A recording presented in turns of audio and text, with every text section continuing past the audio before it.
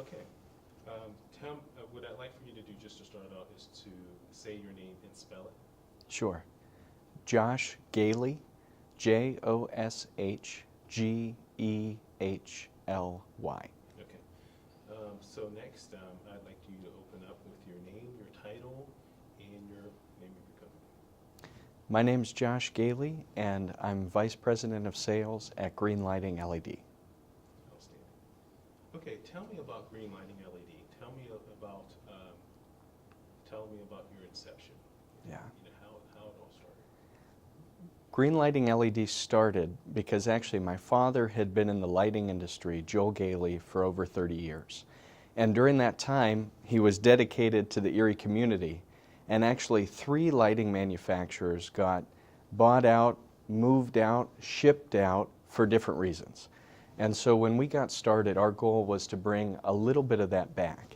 And so we got started in 2007 with a focus on LED lighting. At the time, the diodes were getting just bright enough in white for general illumination.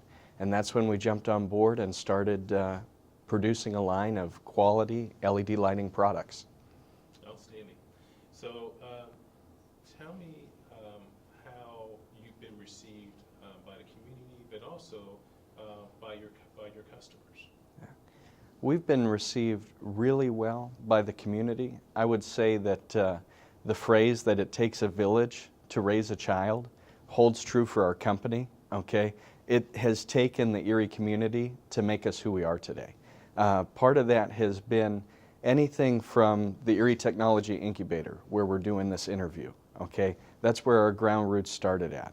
And if it wasn't for that board of directors and that team that we had surrounding us, we probably wouldn't be here today. And you know, there's grants, there's tax credits available in this community. There's funding available through ECRA and Ben Franklin. And we've tapped into all of that to help give us the platform to be successful. And that platform allowed us to start manufacturing products instead of just being one of the commonplace importers that are out there all over the place. We have 1,000 competitors that are bringing stuff in from China. We separate ourselves a little bit, recognizing we're a little fish in a big pond and we're swimming with the sharks, but if we can nibble off of some of the scraps that they leave behind, I think we're going to be okay.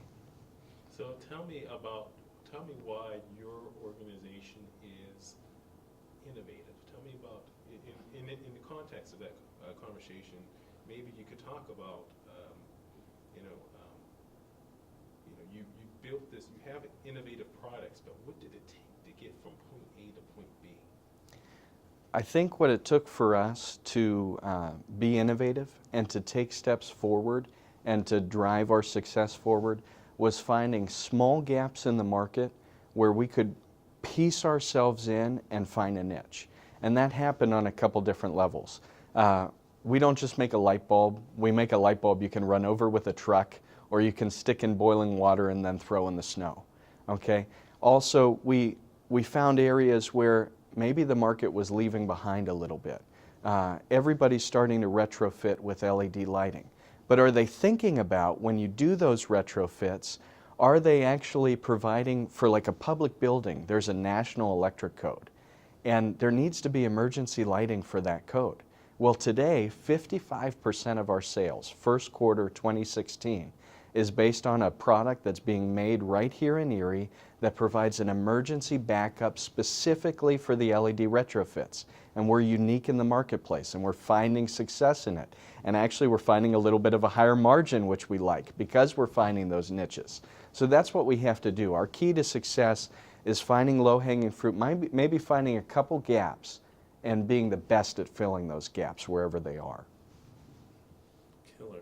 Okay, so tell me about your product. We're going to get some B-roll of Sure. of the product. Then tell me why. You already touched on it. About you can take this product, run it over with a truck, put it in boiling water, put it in the snow. Can you talk without getting into proprietary things? Can you tell us what type of innovative like product development and design efforts that what did it take to create that innovative product do in an innovative way to create the innovative product? It took an innovative father. Okay, first off, Joel's the engineer and is the brains behind a lot of the product design, first and foremost. But I think actually what we've done well has been very reactive to customer feedback. Okay, and we're small enough to be able to react and do it in a fast and efficient way, where if a customer comes to us and if the market is there for what they need, and if they have that pain, and we can help fix that pain, we're going to come and create a great design surrounding the problem and fixing it, and building that bridge between us and the customer. So if the customer has a pain and there's a gap, and there's a market for us to drive across, we're going to build the bridge to help us drive. Outstanding. All right. I can't think of anything else. You just completely nailed it. Now, you mentioned that you talked about Ben Franklin and ECRA. Are you funded through Ignite Erie by any chance, or no? No. Okay. All right. But Ben Franklin and Yeah. Erie Technology Incubator have been your primary Yeah, Ben Franklin, we received seed not seed funding, but actually product. Yeah, it was seed funding. It's a long-term loan through Ben Franklin. That's what and I think ECRA is part of what funded Ben Franklin to be able to do that.